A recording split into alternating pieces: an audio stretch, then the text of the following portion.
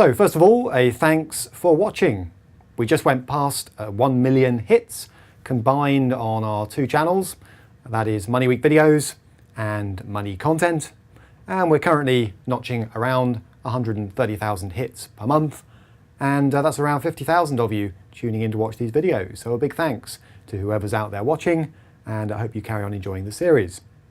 Now, today's video is going to set the scene on pensions. The government is going to force everybody into what they call auto-enrolment, or at least make sure that you're given the choice to auto-enroll in an employer's pension scheme. So what I thought I'd do is set the scene on pensions in this video and use that as a platform later on to pull up one or two pensions related issues in future videos. So apologies for those people who know pension basics already. This will be pretty basic.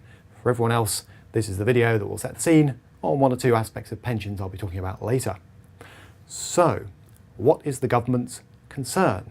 Because this week we saw the launch of the first phase of their new auto-enrolment scheme. So what exactly are they worried about? Well, their concern is essentially this. Basically, pensions can be split into two beasts. All right? The type of pension that you get is either, now, if you're lucky, it'll be something called defined benefit, also known as final salary. More likely, I have to say, it's something called defined contribution.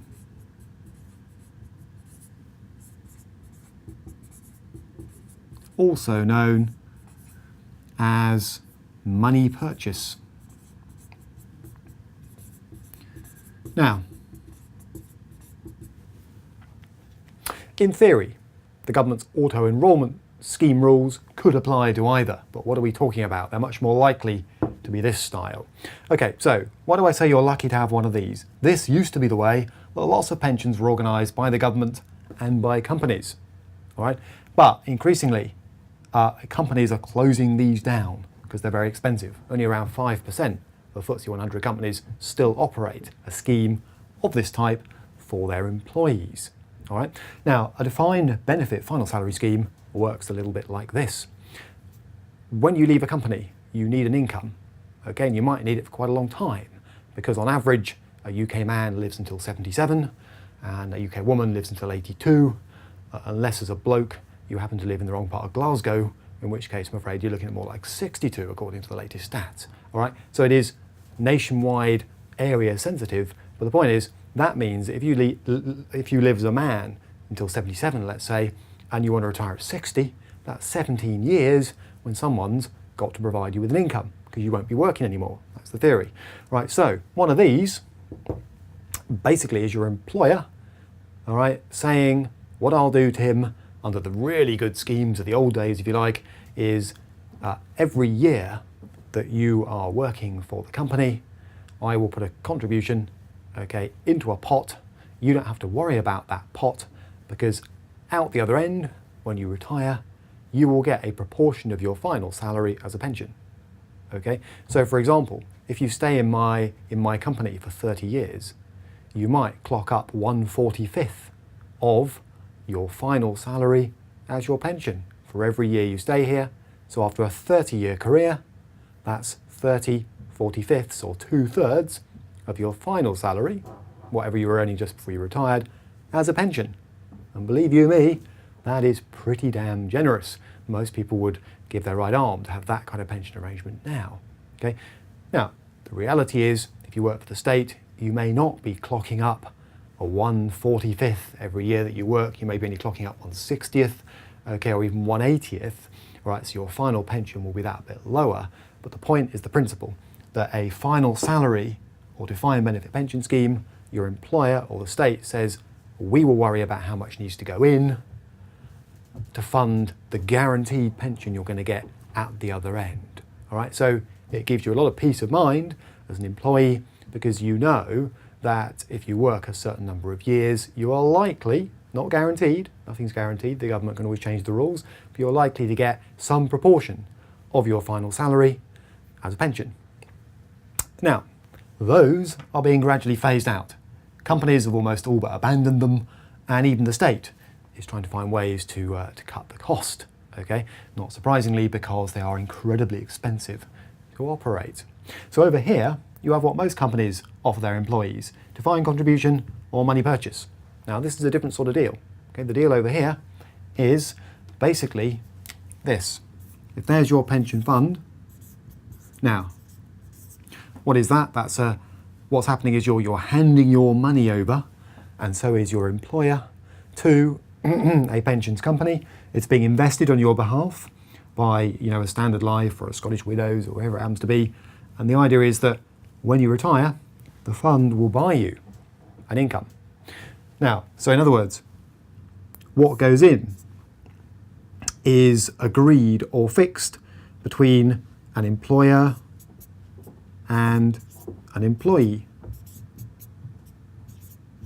So for example, just to pluck some numbers out of thin air, you might say, well, I'll put in 3% of my salary, okay, every month as a contribution to this fund with an insurance company, whoever that insurance company happens to be, and your employer says, well, I'll match that. I'll put in 3% too. All right, what that means is you know what's going in. What you don't know is what's going to come out the other end. You have no idea, okay? There could be an enormous fund built up by the time you're 60, or it could be very small. And that's because what pops out the other end is a function of at least two things: the returns that the fund is able to generate while the money's in the fund. So imagine if you start contributing when you're, say, 30 years old, you retire at 60, that's 30 years of contributions going in, 3% from you, 3% from your employer, let's say. The fund is invested in the stock market, hopefully successfully, by the insurance company involved. Some are better at it than others, frankly. And the bigger the fund, the bigger your pension's going to be at the other end. But it's also a function not just of returns, but of something horrible sounding called annuity rates. Now, that's an expression designed to get people flicking off the videos and turning to the gin cabinet straight away. But don't panic.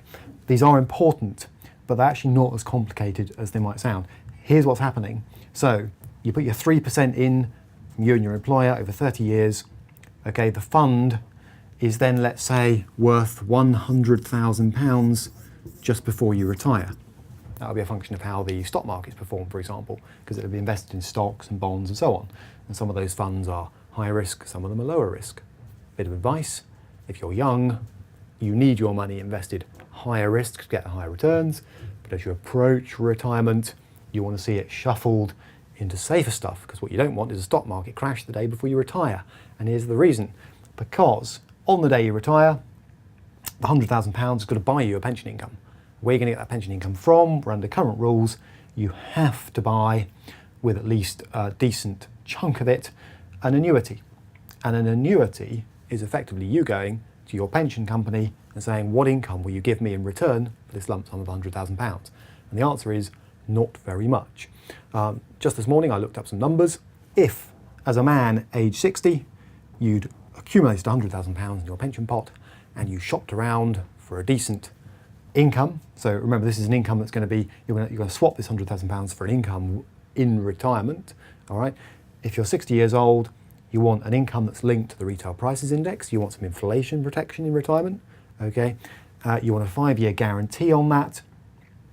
You are looking at a shade under £3,000 a year as your pension, all right? Now, I don't know about you, but living on just under £3,000 a year is pretty tight. So if you're thinking, well, clearly you need more than just under £3,000 a year, you can do the maths, all right? Now, very roughly speaking, if you had £300,000 to swap for an annuity, very roughly speaking, you could expect to get nearer £10,000 a year. If you got £600,000, just keep multiplying up, you could expect to get a pension income of more like £20,000 a year before tax. Right, pensioners do get taxed, okay? So the point is this: how many people have anything like that amount of money saved up on retirement?